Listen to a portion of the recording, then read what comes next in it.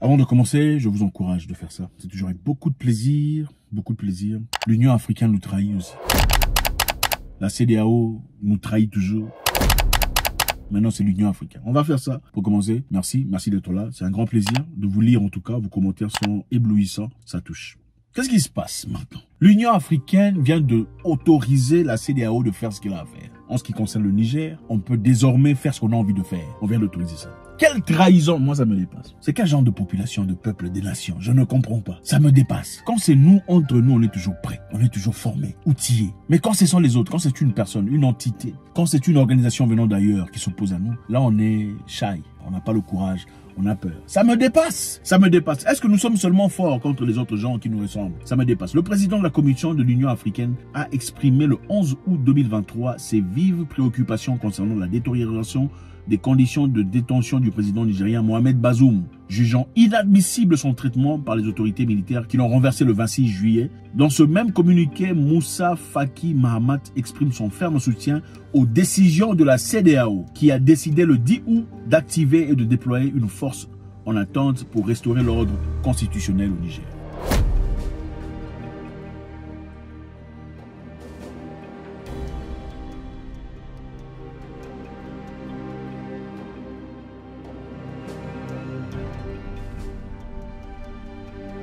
Donc ce monsieur Mohamed Moussa Faki soutient la décision de la CEDEAO de partir, en tout cas sur le plan militaire, et aller défoncer la porte au Niger, qui apparemment ne représente pas grand-chose par rapport à Bazoum. Bon, clairement, pour eux, Mohamed Bazoum est beaucoup plus important que la population nigérienne. C'est clair. La population nigérienne ne représente pas grand-chose par rapport à Mohamed Bazoum, parce qu'ils sont intéressés, ils sont inquiets de la détérioration de conditions physiques du président Mohamed Bazoum, mais ils n'ont rien à foutre des conditions sociales, socio-économiques des populations nigériennes, et surtout ceux qui sont à l'hôpital pendant qu'ils ont coupé le courant. Ils ont coupé le courant au Niger, beaucoup de gens sont à l'hôpital, des enfants dans des couveuses, des gens au coma, là ça ne dit rien, mais les conditions de santé du président Bazoum, c'est ce qui inquiète. L'idée d'une intervention militaire pour libérer Mohamed Bazoum et le réhabiliter dans ses fonctions fait du chemin. Il n'y a aucune opération qui permettra de sauver la vie de Bazoum. C'est Bazoum qui doit être présent, non? Ils ne sauveront pas leur vie. Monsieur Mohamed Moussa Faki de l'Union africaine soutient la communauté de la CEDEAO. Le 10 août, au terme d'un sommet de l'organisation sous-régionale, les chefs d'État et gouvernement de la CEDEAO ont haussé le ton contre la junte qui a pris le pouvoir à Niamey le 26 juillet et ils ont décidé d'activer la force militaire d'attente. Les sanctions mises en place par ailleurs ont été maintenues et devraient être renforcées. C'est ce que lui, monsieur Moussa Faki dit. Les sanctions doivent être maintenues et renforcées contre les Nigériens. Le Tchadien Moussa Faki Mahamat, à travers son communiqué, interpelle les putschistes d'urgence de stopper l'escalade avec la CEDEAO et sur la défiance. Ils sont défiants contre la CEDEAO. La CEDEAO a demandé à l'Union africaine d'approuver cette démarche, ces choses faites présent, ce qui va donner plus de poids et de légitimité à l'instance sous-régionale. Alors, c'est-à-dire, mon ami, d'abord, on va faire ça. Si c'est pas encore fait, encore.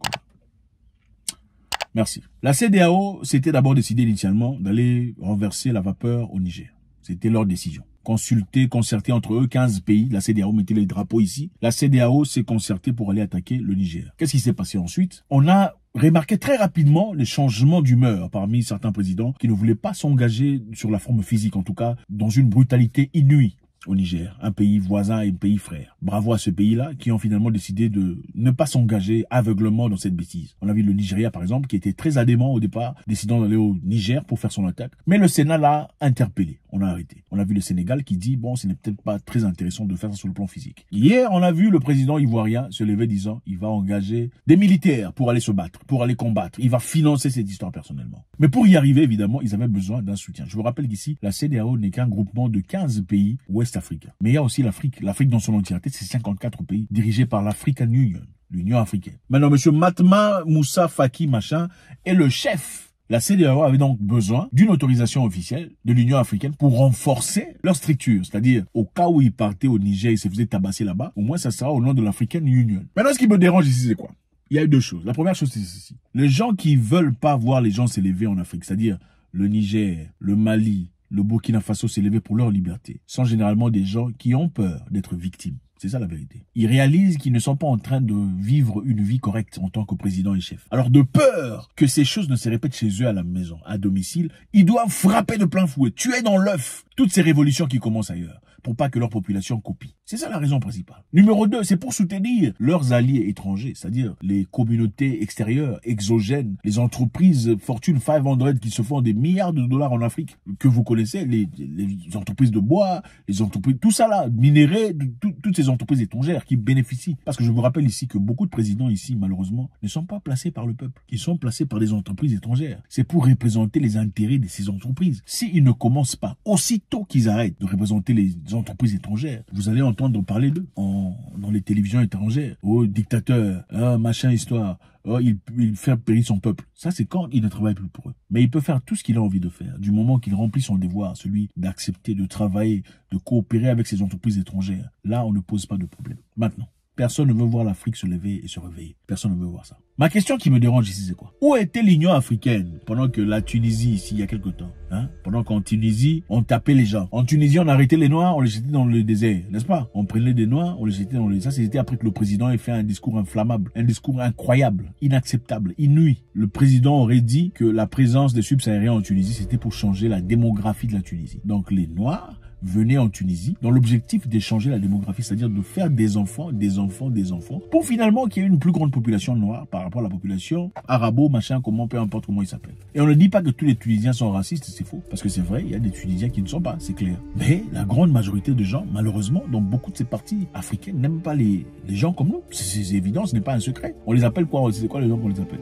Esclaves en arabe, n'est-ce pas? Le Forum tunisien pour les droits économiques et sociaux FTDS a déclaré mercredi que le discours du président Saïed était noyé dans le racisme et la haine. Alors, après que le président tunisien ait fait son discours choquant, beaucoup de Tunisiens sont sortis dans les rues, ont commencé à frapper sur les Noirs, les Afro-Africains, tout ça. J'étais dans le désert. Pour aller faire quoi dans le désert, si c'est pas pour périr? Est-ce que l'Union africaine s'est levée et a fait des sanctions en Tunisie? L'Union africaine a-t-elle fait des sanctions à la Tunisie? Ou même au président lui-même? Absolument pas. On n'a pas vu de sanctions. On n'a pas vu de sanctions. Pourquoi on sanctionne le Niger? Les gens comme nous sont seulement forts et courageux quand il faut détruire quelqu'un qui nous ressemble. Quand c'est une personne venant d'ailleurs, on a peur. On ne sait pas comment faire payer les Indiens pour tout ce qu'ils font à nos frères là-bas. On ne sait pas, quand c'est un Libanais, on ne sait pas comment réagir. Quand c'est quoi, on ne sait pas comment agir. On a seulement la force. Quand c'est quelqu'un comme toi, là, tu sais comment détruire. Tu sais insulter, tu sais comment ravir et prendre tout ce que... C'est ça. Jalousie, méchanceté, c'est ça la définition. Mais quand c'est quelqu'un d'étranger, on n'a pas la capacité. C'est triste. Où était l'Union africaine quand on est venu bombarder Kadhafi? C'est là qu'il fallait montrer le poids de la force et les muscles qu'ils ont. Pourquoi ils ne se sont pas mis ensemble en communauté, comme armée, pour aller en Libye et défendre la Libye contre l'OTAN? Dites, bon, voilà, ici chez nous, on ne peut pas accepter ça, plus que chez vous en Europe, on ne peut pas aller bombarder sans votre autorisation. Vous ne viendrez pas ici. Même si vous êtes plus fort, tuez-nous, nous tous. Pourquoi ils n'ont pas fait ça? Pourquoi ils n'ont pas fait ça? Parce que ce sont des lâches. Toi, on tape ton frère à tes côtés, tu regardes. Tu regardes comme ça, comme un... C'est exactement ça. Mais quand il faut condamner un autre noir qui essaie de se libérer, on n'aime pas. Vous avez déjà vu les crabes? Les crabes dans un panier. Vous savez ce que les crabes font? La grande différence entre les fourmis et les crabes. Les fourmis s'entraident et se tirent pour sortir. Les crabes dans un panier. S'il y a un crabe qui essaie de grimper, de monter, de sortir, les autres crabes le tirent pour qu'il retombe à l'intérieur. Vous saviez ça? C'est ça les Africains en général. Oui, c'est ça. Où était l'Union africaine pour combattre l'OTAN, pour résister au moins? Où était l'Union africaine pour envoyer un message fort au président tunisien? Ils n'étaient pas là. Quand le Niger essaie de se libérer, le Niger essaie d'avancer, là on a la force. Regardez le peuple nigérien. Le peuple nigérien n'est pas en train de pleurnicher. Le peuple nigérien n'a pas de difficultés. Regardez comment ils sont heureux et contents de leur nouvelle situation. C'est ce peuple-là que vous voulez libérer. Vous voulez aller libérer un peuple heureux, un peuple qui est bien, un peuple qui est en train de danser. Vous le libérez de quoi? Ou simplement vous cherchez comment le ramener dans le trou. Il faut être honnête avec vous-même. Ça m'énerve, mais ne partez pas sans laisser un commentaire. On veut savoir ce que vous en pensez. C'est toujours avec beaucoup de plaisir. God bless.